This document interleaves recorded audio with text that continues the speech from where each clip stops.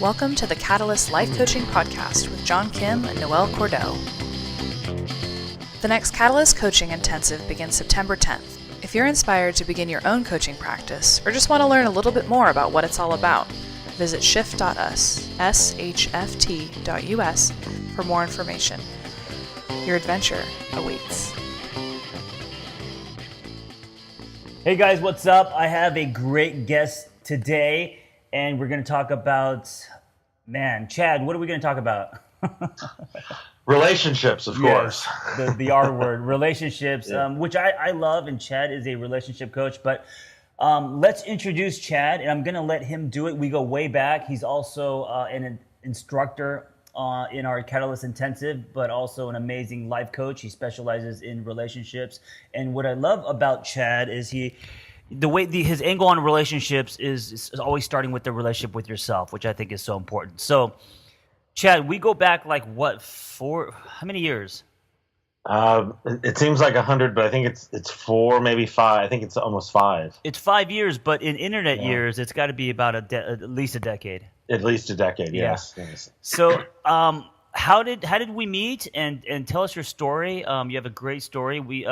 He was once known as the beer guy, which I love, and he's also getting his PhD. He's doing a lot of exciting things. So, yeah. So, so I decided I was the beer guy. Yes, for 18 years I worked in the beer industry in various roles covering territory in Southern California, and it paid well. It was great, but it was so unfulfilling. Yeah. And when I say great, it was because I got to go to a Super Bowl and baseball games, basketball games, football. I mean, you name it, I was able to do it. Concerts, Coachella, all that kind of stuff. But it just was so unfulfilling that I knew I needed to make a change. And after experiencing some depression and actually being on meds for about 30 days, I said, screw this. This isn't worth it. Right. And because this isn't what I want to do. Why am I coping, and trying to, adapt to something that I hate. So that got me set on the, finding a PhD program to do something that I really liked. Decided I needed to do some life coaching as well for the experience, but also I was drained. I wasn't connecting with people in a kind of intimate way. And as I finished up my training, my then boyfriend was like, "Hey, I have a cousin who works with this guy called the Angry Therapist, and he's looking for some life coaches, and maybe you two can, meet up." So I spoke with Lindsay Burke, and she then connected you and I, and that's kind of how we got this ball rolling. Be completely honest, when you first heard the title, The Angry Therapist, what did you think? I was like, about time. Oh, really? Okay. Right. Yeah. I mean, like, you can't tell me. I mean, and I'm a therapist. I mean, you can't tell me that, all therapists are happy. I mean, they're either, I'm glad that it was angry because at least you had some passion in there, because a lot of times it's just the bored therapist. I mean, who would want to go to the bored therapist? Right. Yeah. So then from there, how did you move into life coaching and then everything you're doing now? Yeah, so I did a different training to get my certification as a life coach, and then and what I realized with the clients that I was working with, when I say clients, I have paid clients obviously, and I have clients that I volunteered with, to get the hours that you need for certification, but I had the people that I worked with in the beer industry, all of them were flabbergasted that I was even in the beer industry. I don't really drink. Beer isn't my favorite thing. And they're all like, "Why are you even doing this?" So instead they had asked me questions like, "My husband's an ass, what do I do about this?" And, they're asking for advice. And at that time I was fairly directive, and I would tell people, what to do. But what I was noticing in these conversations, both with friends and colleagues up to clients, was that the relationship that they're having with another person was really reflective of the relationship they were having with themselves. Yes, and that's kind of what I wanted to really create a dialogue about, because it's so important. And I think so many people forget, because when we get into relationships, we're always thinking about the relationship, the other person, all the issues that come with that. But we rarely look inward. We rarely look into the mirror. Yeah, we hardly ever look in the mirror. And the funny thing is that the way we treat ourselves in a lot of instances are the way we allow our significant other to treat us. So if we're looking in the mirror and what we see is something we don't like, we see ourselves as, beyond just kind of the, I'm fat, I'm ugly, I'm stupid, I'm crazy, but we get to the I'm unlovable or I'm unworthy, Right. the deeper shit. Right. You end up being with someone who's going to confirm that you are unlovable and unworthy. Right. And then so when you have that experience, and of course, if you are with someone who confirms or treats you in a way where you believe you're unlovable and unworthy, you're only cementing those beliefs by that experience. Absolutely. Because, I was listening the other day to the radio, and I got confirmed that we every second, our brains pick up about 11 million bits of information every second. We are only able to be aware of about 40 bits of information at a time in a second. Right. So if we have all this information available to us, how do we know what to focus in on? And we focus in on the things that we're pretty much aware of, we're looking for. I use an example quite frequently with clients, and actually in the class too, that when I went to buy my white Subaru Impreza, that I didn't know how many Subarus were on the road. I hardly ever saw them. Right. I hardly ever saw white cars, because at the time I was driving a Ford. It was a company car. I saw lots of Fords. I saw a lot of gray cars or silver cars. So I saw all of these. As soon as I drove off of that lot buying this freaking car, I saw more Subarus, and it was like every other car I saw was white. Right. Because that's what was in my awareness. So if we're having these conversations with ourselves that we're stupid, we're fat, we're ugly, and crazy, and we're unlovable, and we're seeing this in other people because it's in our awareness, you're right. It not only just cements it, but now we're looking for it in more instances, and we're looking for more evidence to continually cement this, so that we really kind of grow up and continue to evolve thinking we're really pieces of shit. Yeah, it's almost like, without even being aware of it, it's like self-bashing. So absolutely. If you listen to your subconscious, because you're probably not aware of it, and you go by just what you're attracted to, and what you're attracted to is tied to your wiring and what you've been through and all that, and you find someone who's going to not treat you well or create a unsafe space for you, you're in action, you are bashing yourself. You're lowering your potential. You're stunting your growth. Yeah, I talked a lot about evolutionary psychology. It's kind of one of those foundational things for me when I think about human behavior. I think it's all tied to, kind of evolutionarily, how are we wired? What kind of environment are we wired for? And one of those things is we're wired as infants, and then that continues on for familiarity. We're looking for familiarity. Right. And here, you're looking for something that, I know sometimes it sounds like pop psychology, but if you're used to, for my female clients in particular, if you're used to a male who's an asshole, and that's your dad, it's familiar to you, and it's reinforcing these beliefs that you have about yourself. You're going to end up being with an asshole. Yeah, what's man, and I'm so passionate about this topic because through my experience with working with, probably 300 to 400 kids in the span of 5 years in nonprofit, the common thread was the absent father. So whether the dad was either emotionally not there or physically not there, I just realized that we live in a fatherless nation, and I felt the direct the response of that, like the direct ripple that had on these kids. And listen, women were, the girls were standing too close, and the guys were looking at everything I did, and it was just, they didn't have a positive male role model growing up. And so, then they go down that path, and the way they cope is, of course, reactions, drugs, alcohol, promiscuity, whatever it is, food, etc. Yeah, it's the way we medicate ourselves, self-medicate, or even try avoid. I mean, there's, as you know, in psychology, you're either self-medicating or you're doing an experiential avoidance, so you don't have to think about the bullshit that's going on in your life. So that's why we get involved with, drugs and the promiscuity. And heck, I work with a lot of kids too. I had a kid who, his parents were, he had two parents, lucky for him, and socioeconomically they did pretty well. But he would stay up till 5 o'clock in the morning reading books. Mm. And the parents really had no problem with this, which, okay, I get, the fact that he's reading books, he's not doing screen time, which, as you know, is a huge issue at times. Yeah. But he was staying up till 5 a.m.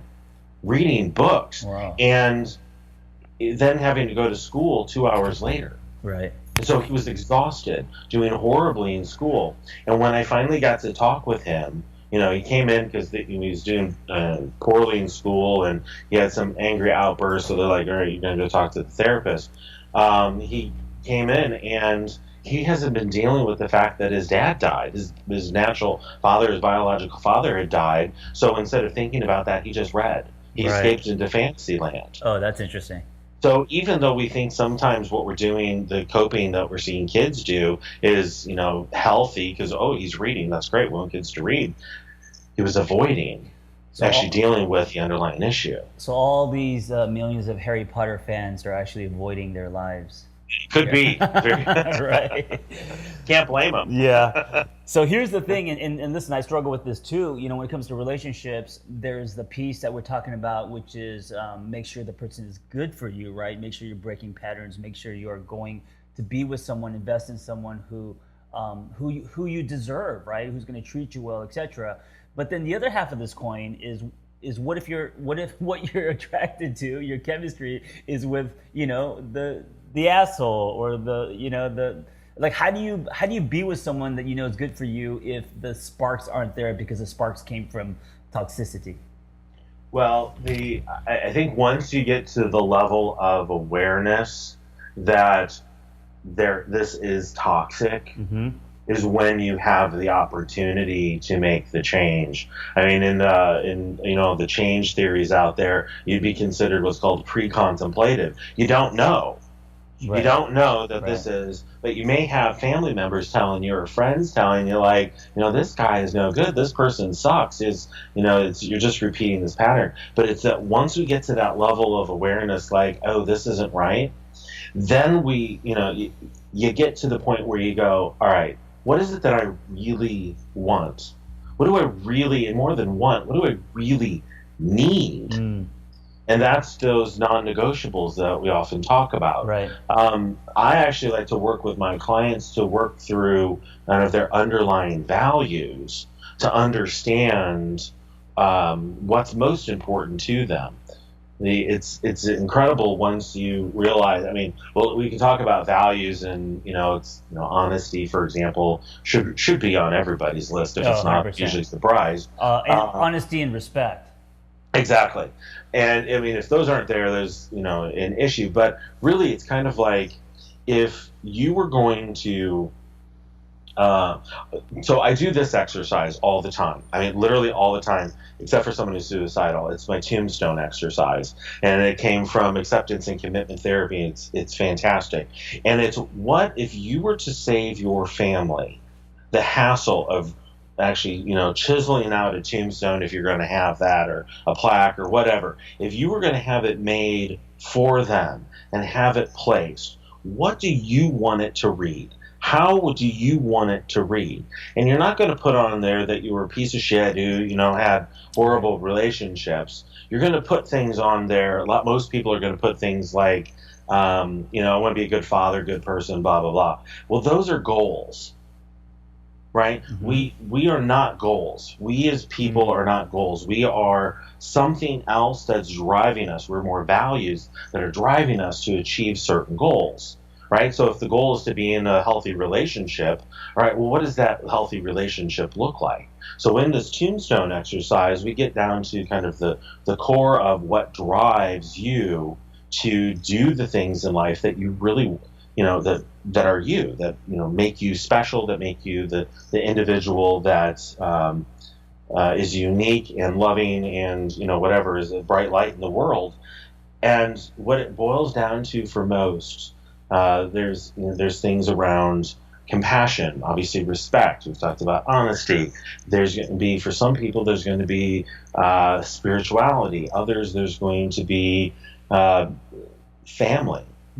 Right. There's, connection, community. There's all these other things. So the tombstone would read something like, here lies Chad. He was a spiritual teacher who loved his family, was compassionate, and had an open heart, something to that effect, whatever it may be. And now I get to actually make decisions in not only my relationships, but other things that I do in my life based on the individual that's fucking written on the tombstone. Right. What does that look like?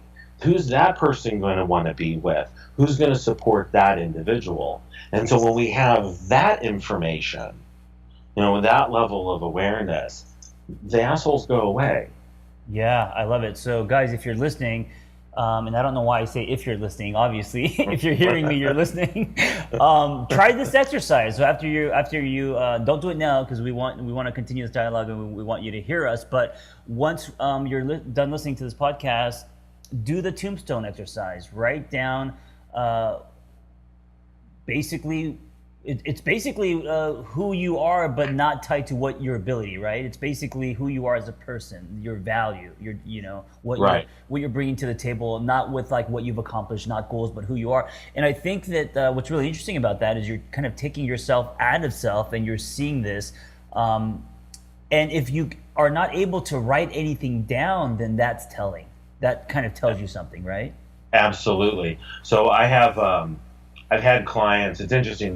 The adolescent clients that I have that, the sixth graders who write stuff down, they're like, good students and, have friends and, they kind of put it at that level, but, sometimes they're quite humorous. Yeah.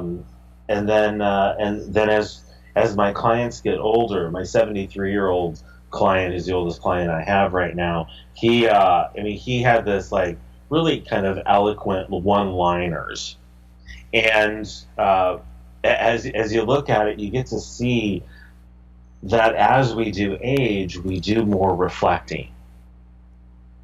And but kind of narrowing it down to one word or, a few, for that phrase really does help cement in our mind. Because as I said earlier, if we only have 40 bits of information a second we're really aware of, having an entire phrase isn't going to be able to stay there. So, but if we have, teaching and learning and compassion in there, like, we're going to start seeing the world in a different way. Right. Yeah, that's it's important. And man, for anyone who's out there dating, and so many people in our community struggle with, and they're confused about your relationships and what to look for and what to front load.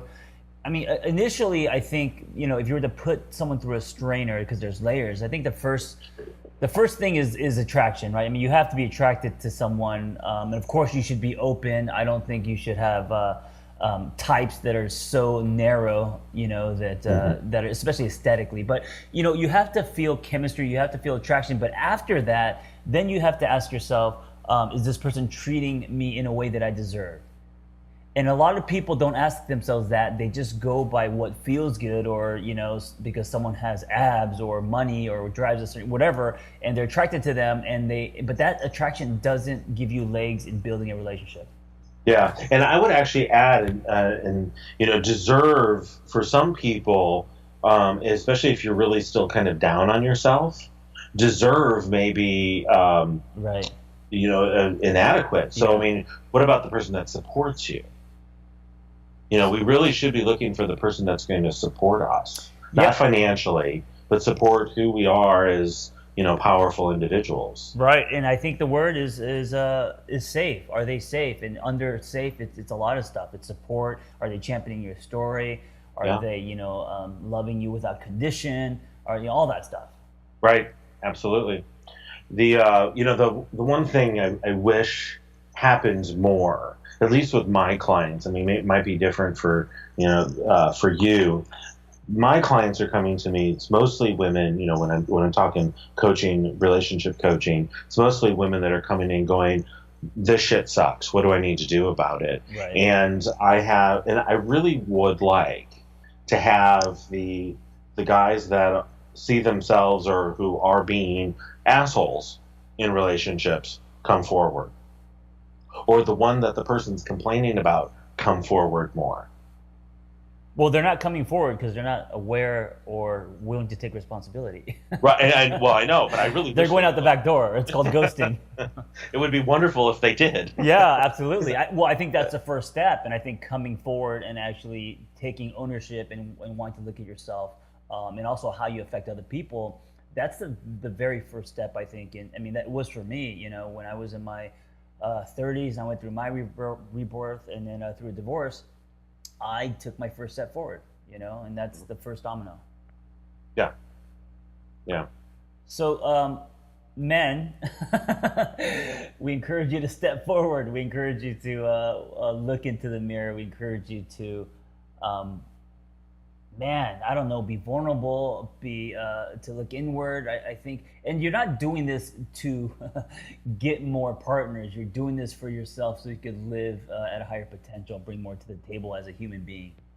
Yeah. There's a good friend of mine. She's doing a study on loneliness for people that are actually in relationships. And some of the things that she's found so far, and this is, she hasn't gone into the depth yet on in the research, so it's not available yet. But what she's finding is that angry people tend to be lonelier within a relationship than people that are happier. Oh, absolutely. And I was one of them. And I think because when you're angry, who wants to be around you? You're actually creating your own prison.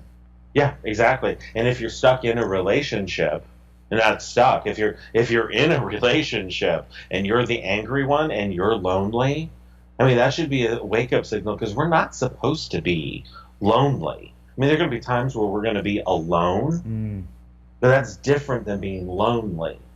Right, absolutely. And it's okay to feel lonely at times, but I think that if you are constantly feeling this aloneness, that you're alone in this world, that all that, then yeah, that's a huge sign. Yeah. And there's nothing more sad than feeling alone or lonely in a relationship. That's the worst. Yeah, exactly. I mean, that means you're all in your head.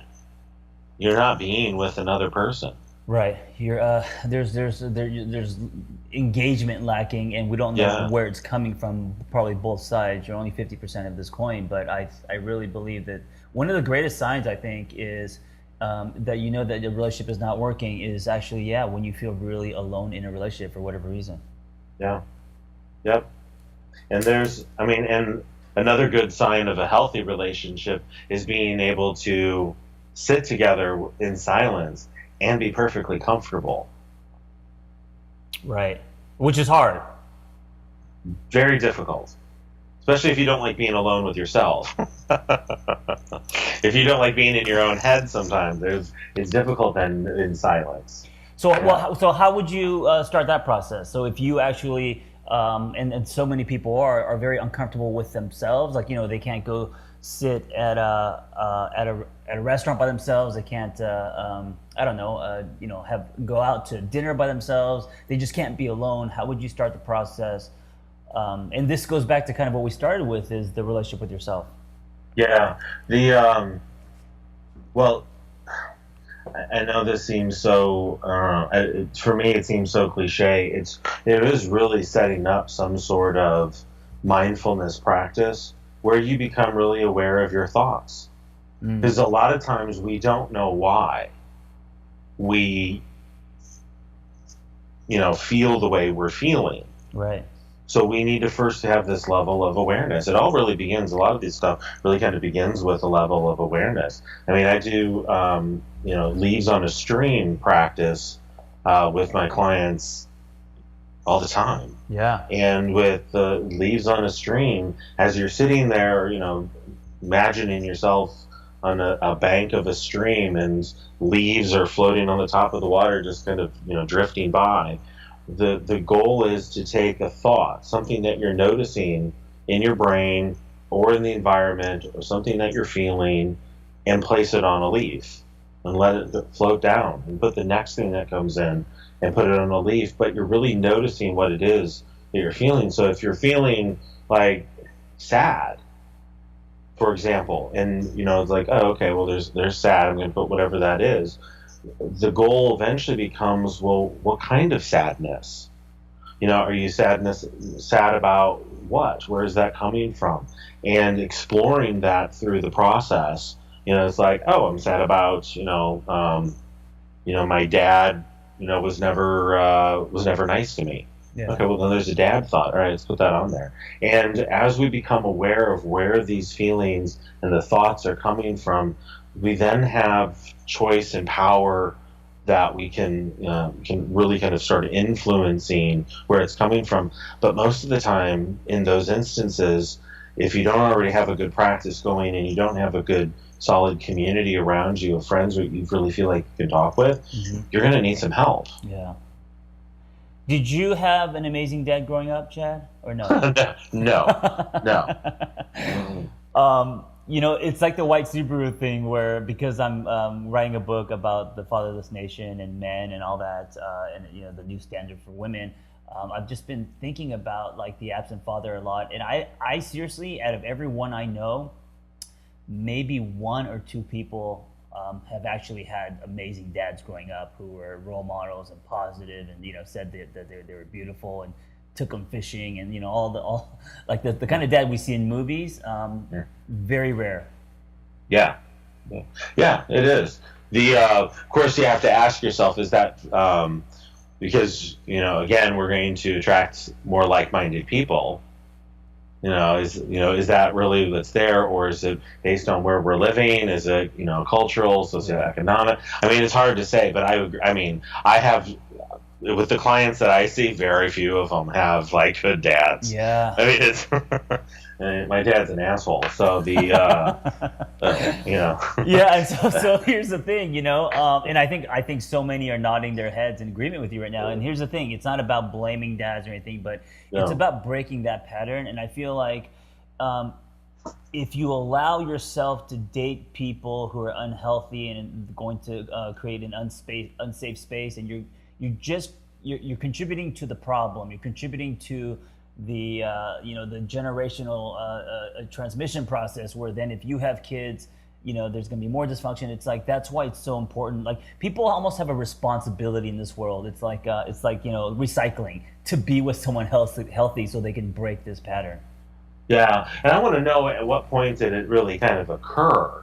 I mean, if we think about it, like, my dad's, an asshole, and he wasn't a very good father. And I know that his dad was also an asshole and not a very good father. So, I mean, that was learned and transmitted down.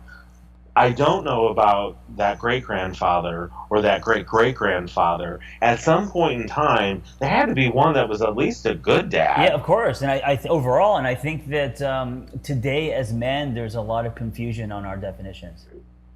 Yeah, and the images that we're fed are this, machismo. We have to only be, or can only be masculine. Right. We can only be, all puffery, and that's not. That goes against our nature as well. And you know what? That's why. And I'm actually going to get a tattoo of it on my shoulder. That's why the word transparency and vulnerability.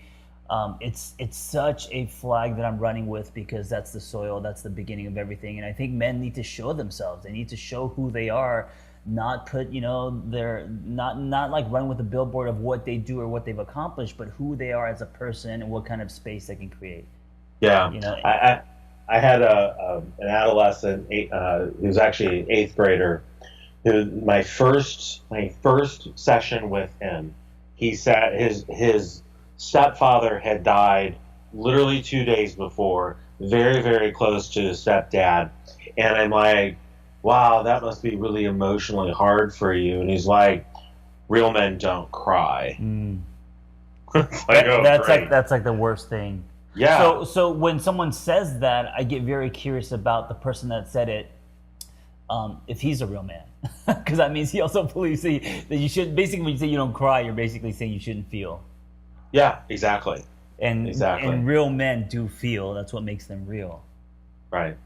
And when we're told not to feel, the depression, anxiety, kind of those core, things that a lot of people, unfortunately, more and more people are experiencing, that depressed mood at least, become much more alive. Yeah. Because we're not touching on, the essence of, a human, which is an emotional being. Right, absolutely. I like the word that you use, human. I think we have to go back to being human again, humanizing ourselves.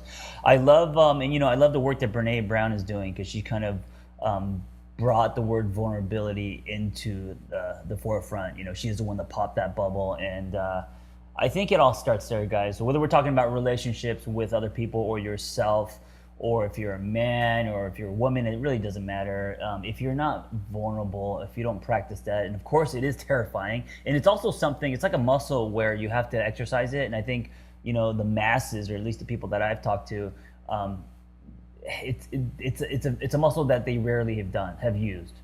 Mm-hmm. So it's hard for them. But I really think that vulnerability, showing yourself, knowing that some people aren't going to like you, knowing that you're going to get hurt, that's just life, that's just love. And so not negotiating that and really being vulnerable, because when you're vulnerable, you're allowing yourself to feel, and by doing that, the action of that, you're telling yourself that you matter. So when people don't allow themselves to be vulnerable, they're muting themselves, hence disconnecting the relationship they have with them. Right. And you'd mentioned something about liking. Not everybody's going to like you, and that's a really important message, because if everybody likes you, then I don't know. There's a part of me that thinks that you're not really being yourself, because we're not going to get along with everybody. No. We're not supposed to get along with everybody. We're going to have differences of opinions. I'm not talking about you're going to hate everybody, but we're going to have differences of opinion. And are you just allowing yourself to be beige, blend into the background, so that they can walk on you? That's the question I have. I have clients that come in, the kids all the time, that come in going, oh, everybody likes me, or I want everybody to like me. And it's like, well, to do that, you have to give up a part of who you are. Yeah, and you know what I got to say about that is, if everyone likes you, no one likes you. I'll tell you that right now. Yeah. So basically, if people hate you, there's going to be people who love you. So, yes. I know as I'm posting, my shit, and I'm talking into the phone, and I'm being very John Kim, I know there's people that hate me. I know that they think I'm an idiot, or that, I'm doing things that are unethical and all that. But I also know that I'm making an impact, or other people enjoy my conversation, or the words I either write or talk about, the dialogue I create. And if I felt that everyone liked me, I would know that there's something false there, and I would know that no one likes me. So yeah, I'm okay. Exactly. I'm definitely okay with people not liking me. It just means that it just tells me that there are people who do. Yeah. One of the other things that you mentioned earlier was mattering, and that's my little tagline on Skype is being curious and mattering. And I wrote that during a time when I was taking a class on meaning, and the importance of finding meaning, not only just about life, our specific life, but also the stories that we tell. Right. Because within the stories that we tell, there's, in most of the stories, I don't know many people, unless they're a little narcissistic, most people aren't going around telling these fantastic stories about how wonderful things are all the time. We usually tend to share the stories of what sucks. Right? These are the horrible things that have happened to me.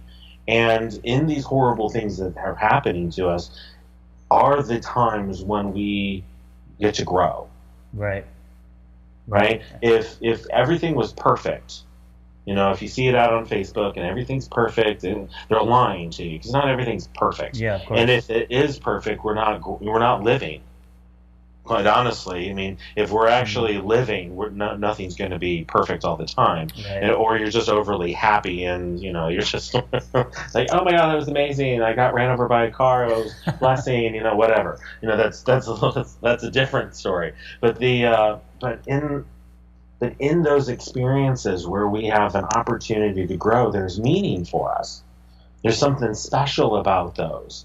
And, the unfortunate side is we don't share enough of what it is that we've learned.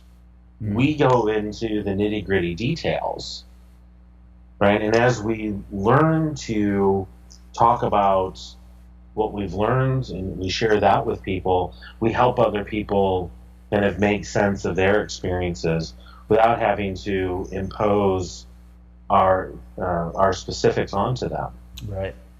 For example, in my story, I've already said my dad's an asshole, so I'm not going to go through the full story, but I can tell you that what I learned from my main story is that people are capable of doing bad things, but it doesn't mean that they're bad people. And people that ask for help aren't helpless.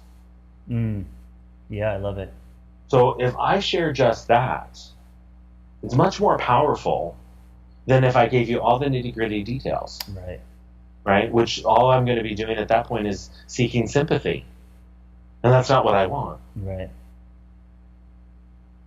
I went to a funeral yesterday, and I was observing, and my uncle passed, and I was observing, the people, their reactions, and, there's a picture of him, and they were speaking Korean, so I have no idea what they're saying, but I imagine they were talking about his life and what he's done and all that. And of course, selfishly, I kind of reflected on my own life and how my tombstone would read, I guess. And man, and especially just having this conversation with you today, before I die, I'm going to do everything I can in my power to make some kind of dent in men being less assholes. And women having new standards, new definitions, and doing everything I can to break this pattern so that there are healthier relationships, better experiences, which is going to lead to new beliefs, better beliefs, and standards going up, and less dysfunction, chaos, and all the shit that, gets us to cope in unhealthy ways, and, that whole slippery well, falling into that. I think it's so important. Yeah, I agree, and I'm sorry for the loss. Thank you. It's interesting that you were talking about the selfish thoughts, and it made me reflect on something I once read, that every thought that we have, other people have had the same thought, and so while, you're sitting there reflecting on your own life, I guarantee you there are a lot of other people in that room that were also reflecting on their lives. I've done the same thing. I've been at funerals where I barely even know the person. It's, support of my husband, and I'm reflecting on my own life. I think that's why everyone's crying. Yeah. Oh God, what did I do? Exactly. Well, you know what? Thank you for this conversation. I think it's important, and I just also want to say that, whenever I talk about men and relationships and all that, I'm not putting myself on a soapbox. Like, I also am not perfect. I've made people feel unsafe. I tattooed this love heart on my bicep after my last relationship because I know I could have loved harder. So.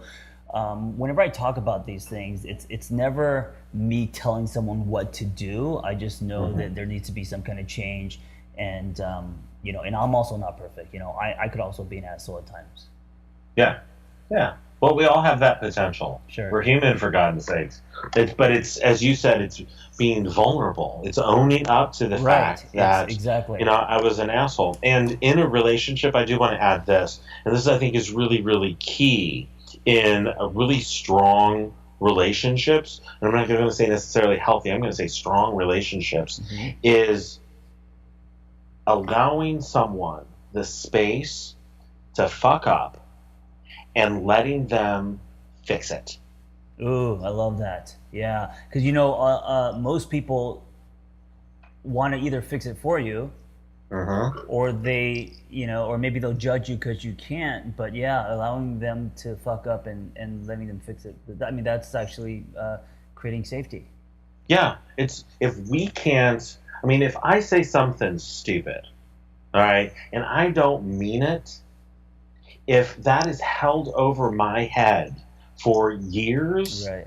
I'm going to be so resentful. Right. If I'm allowed to say, you know what, I said this, I need to repair this because that's not what I meant. I'm really sorry, and this is what I really meant to say, and it not be something that lingers and is going to be there, and I'm going to have to feel guilty about it. The relationship's going to be more than just successful. It's going to be really strong. Right. So sometimes we do have to let go. We have to forgive. Absolutely, of course. Yeah. And forgiveness it's not a light switch. It's not a one-time thing. It's a continual thing. It's a part of life. Well, Chad, thank you for the conversation. And guys, you can meet Chad. You could go to our site, SHFT.us, and you could book sessions with him. If you take the Catalyst Intensive, Chad's one of our instructors. He teaches you on how to coach people with relationships. And where else? Anything else you want to tell us about where we can find you?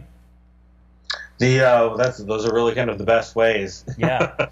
Well, give us an email. Maybe someone wants to email you. Yeah, the email is chad@chadcryder.com, and Cryder is spelled Cryder, which also points, if you just go to chadcryder.com, that's my email or my website, so you can read more about me there as well. Cool, awesome, Chad. And 2 words to really put into your forefront, your intentions today. And also, I'm reminding myself, it's the 2 words that's on Chad's Skype, and it's the word matter and the word meaning. Very powerful words. Yep.